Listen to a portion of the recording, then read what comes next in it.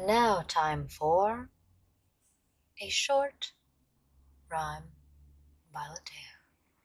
Credit goes to Lataya. I just need to let you know that it was Lataya who wrote this. Okay? And now, time for a short piece of writing by such a modest human being.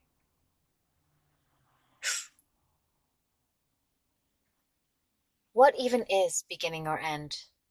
Is time your enemy, or is it your friend? Is life a cycle with no finish line? Or am I a psycho speaking in rhymes?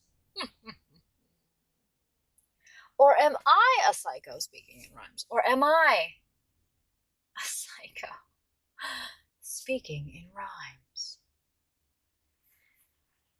And that's mostly to be silly, but also, how neat is life? You know, like after you die, does time exist? How would you know? How could you tell? Alan Watts said something that said, in a world without eyes, the sun would not be light. And that makes me go, what? What? And I love when things make me go, what? Huh? That's so neat. What? And he said, and you know, in a world without muscles, rocks would not be heavy. And in a world without soft skin, they wouldn't be hard. And in a world without, thinking minds, analytical minds, things cannot be good or evil. What about that? That's something that we made. And it's something that we must make right. But you understand, who are you talking to, Lataya?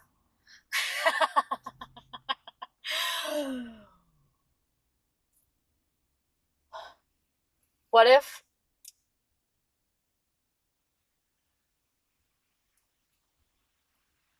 all there was good, but in order for us to understand things, we need relationship, we need contrast, and so we made up evil.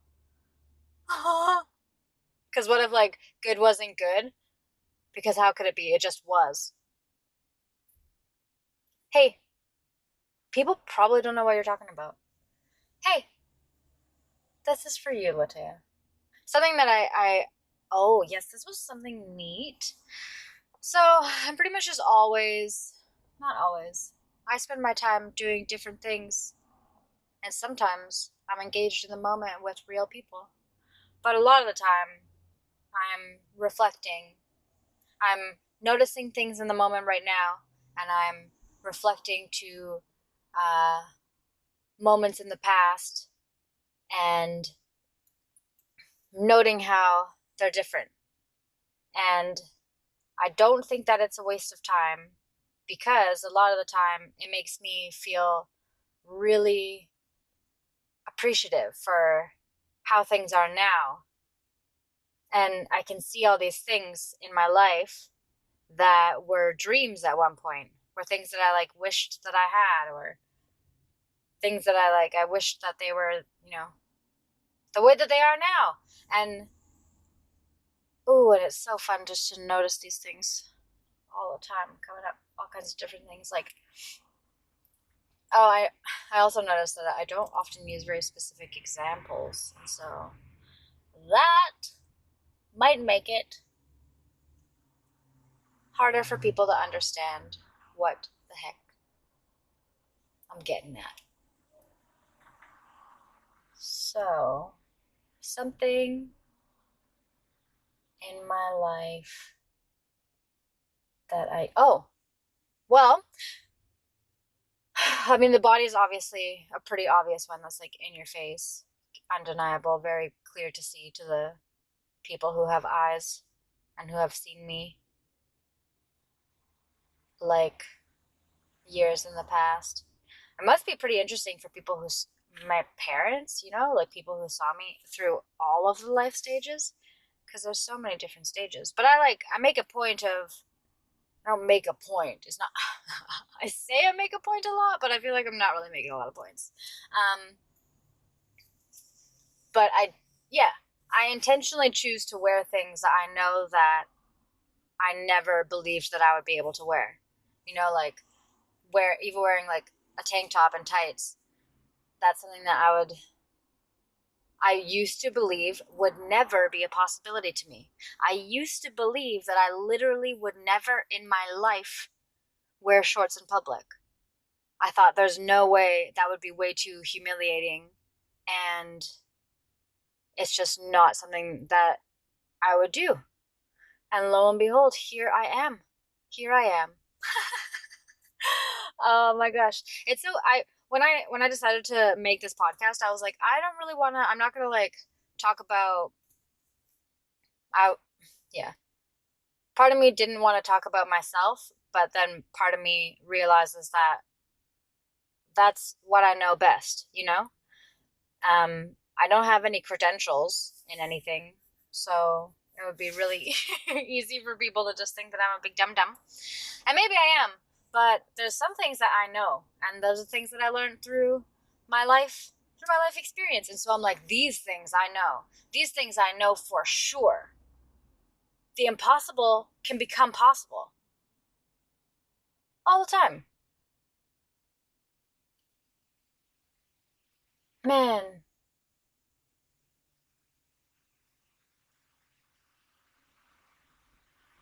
so cool. It's interesting to analyze myself and um, notice things that come up, and notice and recognize like where they came from, like looking into um my upbringing, and like, oh, it's cute dog. Oh, it was scared. Looking into like looking back at how I was raised and what my life experience was like, and then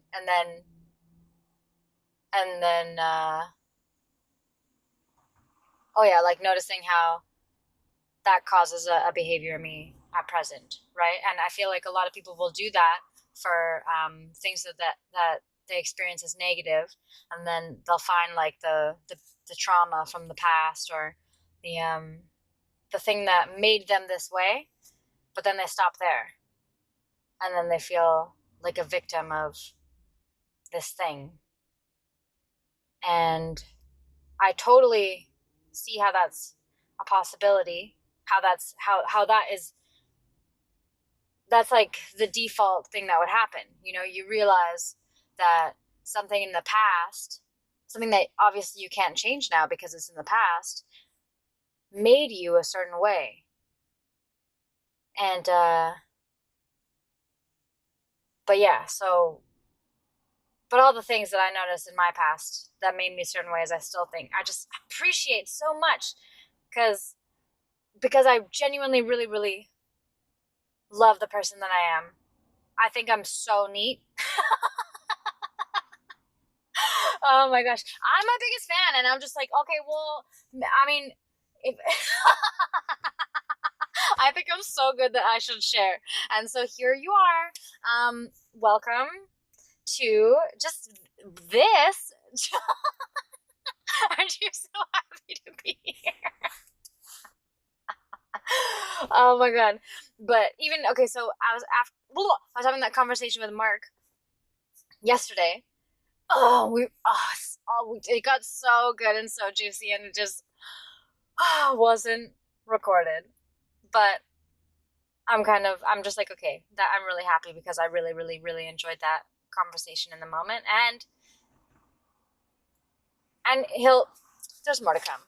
I'll just bring Mark. Me and Mark are just gonna record our conversations more often, because I fucking love talking to that guy.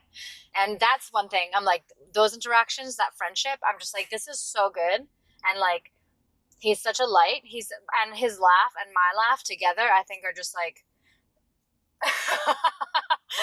it's good. Yeah, he makes his laugh makes me laugh. My laugh makes his laugh. Makes his laugh. My laugh makes his laugh. No, doesn't. But yeah. So cool. So that's sweet. But what was I saying? Oh yes, we were talking a lot about polarity or duality. That idea of uh, opposing forces being one and the same, and you can't have one without the other, and that whole idea of you know when you have opposites, that includes like enemies, right? But the enemy is the same as well. Hey, what would be the opposite of an enemy? You and your enemy. The good guys and the bad. Okay, so sure, sure, sure, sure, sure. So sure, so sure. The good guys and the bad guys, but good guys without bad guys, good guys wouldn't be good guys. They'd just be guys.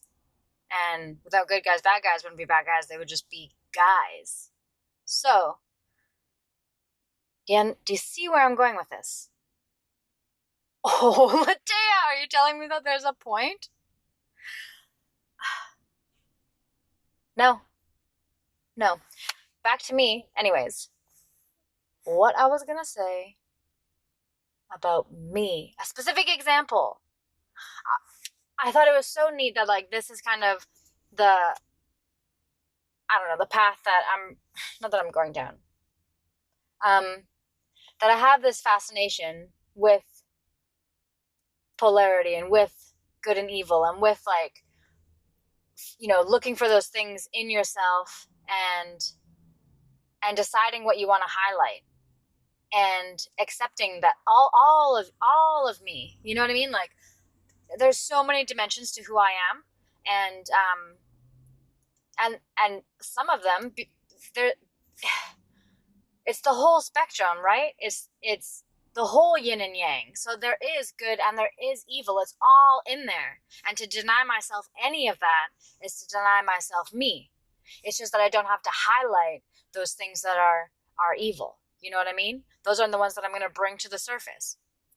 And I was thinking, growing up as someone who I guess a child of divorce, you could say. So my parents split up when I was 3 years old, and even before that, like the relationship, like they had me because they wanted to break up, but then they were like, "Let's have another baby," and so they had me to save the marriage. But I couldn't. How could? Come on. So that's also maybe that's another thing where I'm like so fascinated with really being like, you can't.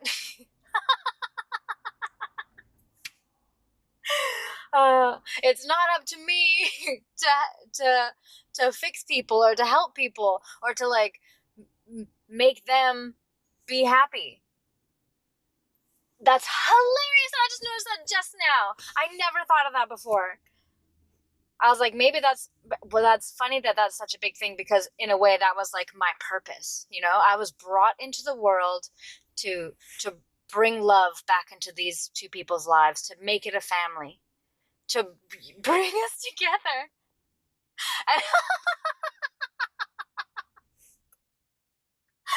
Oh, and I couldn't do it as a baby, so we're doing it now, baby. All right, here we are. But that's so funny. But then I was thinking, so because my parents weren't just like they divorced and then they were just separate and things were good and nice and like civil. They as far as I'm concerned, like you would think hated each other. Like they did not like one another. And so, and they would like they didn't want to talk to each other, so they would talk through us or whatever.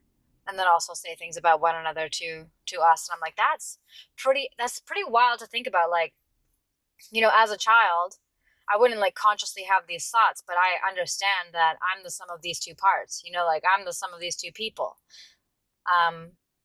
And from one side, like one that and And for each of them to like have hatred for the other is like, I'm like, that's me though, also. But then love me so much. I don't know. It's just kind of a weird thing. So then it's like, well,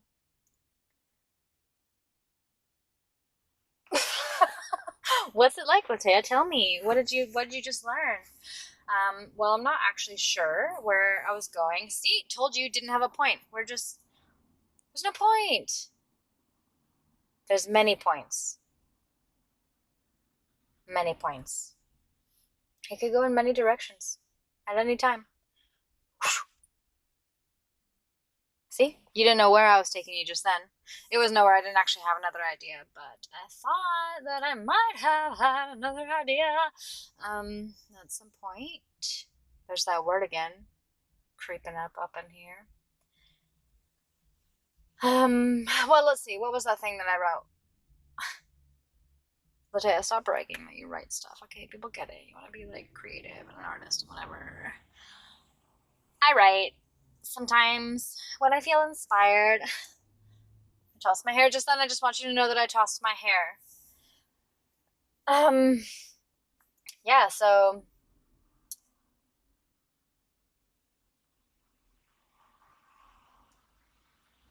this is cool. This is cool to me that this concept is like something that's kind of making sense and that I can kind of play around more with and like meditate on the ideas. And yeah, there's so much that I learned just from reflection. Just from reflection. I'm like, maybe that's why we have memories. So I mean, one, so that another, yeah. What I like about memories is that you get to enjoy it. Like if something was really awesome and you loved it so much, you get to enjoy it more than once. You can just remember it and like feel that way. It's like, sweet. We design life so that if something's so good, you can have it twice or three times. That's what I like about taking pictures too. Is to take pictures when like, taking pictures when you feel good. That's why I think, well, that's why I like taking pictures. Like if I like wear nice clothes or like do my makeup or style my hair, I'm like, wow, I made an effort to like look good, and because of that I feel so good, and because I feel so good I want to take a picture so that I can remember how I looked when I felt so good, and I'm like, oh my god, I look so good, great. And then that's cool. um Man. Oh yeah, so initially I didn't want to talk about myself so much because I don't know, I was like, does that just make me like a complete narcissist? But then also, I mean, all the comedians and stuff that I just love and laugh at and learn from. There's those L's again. Um, that's what they do. They're talking about themselves, or they're talking about life from their perspective. And then, so that in combination with, because I was so overweight for like so much of my childhood and my teenage years especially, there was so many things that I missed out on. Oh my gosh, one time I went with some of my friends, my friend Brandy and some of our other friends, and one of them was gonna go like tag a building, spray paint a building. And I was like, sweet, we're gonna go get into some. I was like so excited to participate in like kind of like a bad boy activity. And then we went to this place, and there was, I don't know, maybe like a 4 foot or 3 foot, maybe 3.5 foot, let's say, for the sake of just you meeting somewhere in the middle for the story. Little stone ledge that you had to like climb over to get onto this roof, and I was too fat and weak, and I couldn't do it. And it's late at night. It's in it's in the dark, and they have to climb over this thing and then like walk along the wall to the end. So I don't know, maybe 150 feet or something. And so for the whole time that they were doing this thing, spray painting the building, I just had to wait like 150 feet away, just like not just just down the thing because I couldn't get up, and so I missed out. And yeah, because people made fun of me when I ran, or like someone was like, hey, take a step forward, and or they were like, come here, and I took a step forward, and when I took a step forward, this like group of boys like all pretended that there was an earthquake happening. They were like wiggling around, standing like, whoa, earthquake. Oh, jeez. And yeah. And so, so I was so like ashamed and uncomfortable in my body that I wouldn't want to participate in things because I didn't want people looking at my body. I didn't want to play baseball because you have to run around the bases, and I didn't want people to see my body in motion. I was like so embarrassed about it. And then and it was always boys who were like mean to me. And so okay, let's put this. Okay, so boys were made me feel bad, or I don't even like using the word made because I'm like it makes me feel so powerless. Makes me feel so powerless. It strips all the power away because I could have chose to not let them make me feel that way. I could have chosen to, but look, I was learning. I was young. I didn't know the tools yet. I didn't have the tricks. I didn't know that their words didn't actually determine my worth. You don't know these things when you're young, right? Some people don't even know them and they're way older than me. So I'm really happy that I learned these things. And that's why I'm trying to just get them out there because I'm like, whoa, dude. Okay, so bringing it back. Bring it back. Okay. Yeah. Boys were mean to me for being unathletic and for the way that my body looked when it moved or didn't move, etc., etc. So how awesome is it that now men tell me all the time that I'm strong and that I'm fast and that I'm skillful and that I'm athletic and is that not how much more the opposite of the thing that I experienced in the past could that be, right? So I use come on. Come on. It's amazing. How could I not love my life? How could I not love my life? How could I not? Wow. Yeah. Okay, I'm really excited to do an episode where I actually talk about the experience that I had with dimethyltryptamine when I had that breakthrough experience, because that was a just it was undescribable, perhaps indescribable. Which word is the right word for that? Either way, there's no words that are good for that experience. No words. So because there's none that will really do it justice, I'm going to offer many. But one thing that I got from that experience, or that I've recently noted about it, is that like how people have severe, strong, negative experiences, where they experience like malice, from another human probably, or from themselves, and the kind of things that cause PTSD. What I experienced on DMT was like the opposite of that, in the sense that I experienced pure love, like the most powerful, pure, positive energy in that was just ever present. It was everywhere. It was infinite. It was everything. It was everything, and it was all good. Does that sound familiar to anybody? and so I experienced this I don't know what to call it, because with because the closest thing that what I want to call it, is God. That's what I want to call it, because whoa, I'm like getting emotional. That was strange. I got like overwhelmed for just a moment there. And it was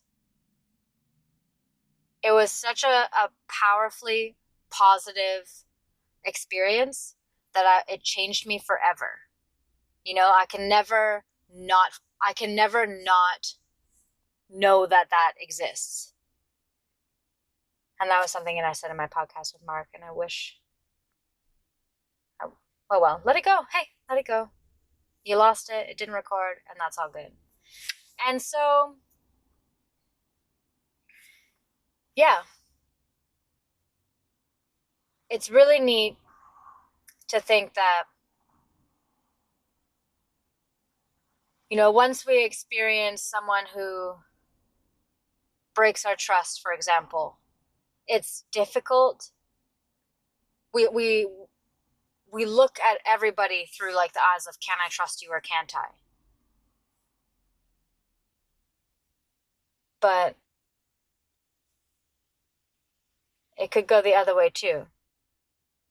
You could meet somebody that you trust fully and completely, and then you never think to distrust anybody ever again.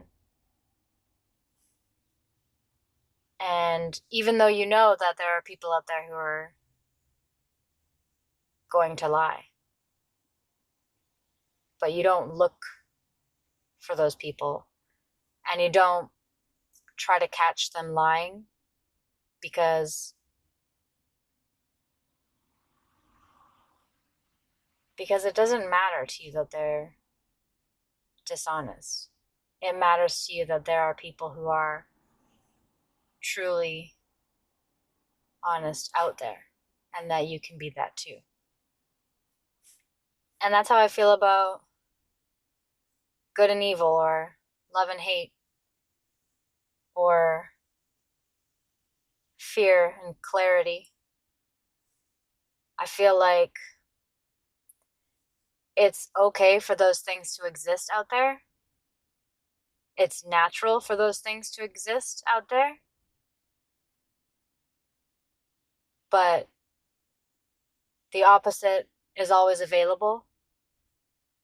And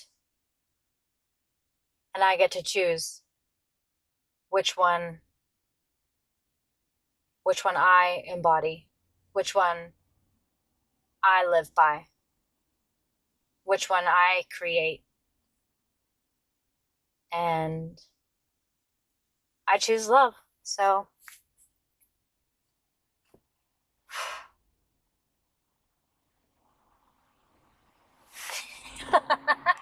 what, Lataya, are you just like, what's happening?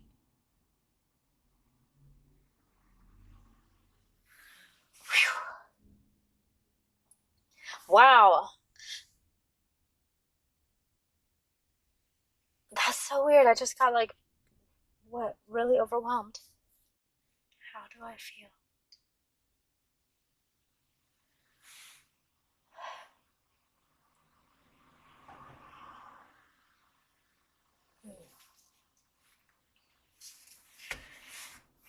There's times when I say something, and like my whole heart space, like, I guess just behind my sternum, feels like warm, and like it's like I can feel it producing energy, like it feels like there's like a vibration like swirling within it. And that might make me sound like a crazy person, but dude, what even is a crazy person? Because Is it someone who's lost touch with reality? Because what even is reality? Is it the things that we can see and hear and smell and taste and touch? Because that's actually different for different people. People see color differently. People perceive smells differently. People, are you gonna try to argue? Hey, are you gonna try to tell me that people don't see things differently? Cause have you ever had a conversation with another human ever? um, that was weird. I just started crying like tears of joy, I think, when I just was talking about that feeling of love, and it just kind of it's not the right sound. That sounds like too like vacuumy, like it's like sucking out something. But it was yeah, just like a warm flood of radiating love energy from my heart space out into my body and the world. So that's cool. I say that a lot, huh? So that's cool. Let me just tell you what's cool. Okay? Let me tell you, because I know. Um, but yeah, I just really want to actually finish that thought about how I didn't originally I didn't want to talk about myself so much, and I especially didn't want to talk about things that I went through in the past, because I didn't want this to be like a listen to me like complain about my life podcast. But what I'm realizing, and I'm really appreciating those things, because um, if I only talk about the good things in my life and the good things that I see, then people think that I'm just like blind to, well, actually, I don't know what people think, but to me, even it would seem like then it's only half of it, right? Like I don't want to. This is the whole thing with that polarity, duality. Like I don't want to deny the. I don't want to ignore details that are unpleasing to me, because just like, okay, even stories about like me being bullied and stuff when I was younger, it's like those those stories are kind of necessary for like me to appreciate the things that I have now. Um and I love it so much that like all these changes that happened for me, like with with my body and stuff, happened after I decided to stop hating myself, after I decided that I liked who I was, and I found like elements of my personality and stuff that I liked, and then I just was able to just enjoy myself in that way, and then spend less time worrying about my body, and then people kind of stopped being mean to me, and then I started losing weight, and then went through some other things, and lo and behold, whatever. And this whole theme of pure expression that is so important to me, I think stems from a couple things. Like one, the the amount that I suppressed and withheld from myself throughout my like childhood and my youth, because of my like fear of being rejected or being made fun of or whatever it may be. And it also in combination with the fact that um, I had at one point it come to light to me. Someone made it very clear that I was a manipulative person. And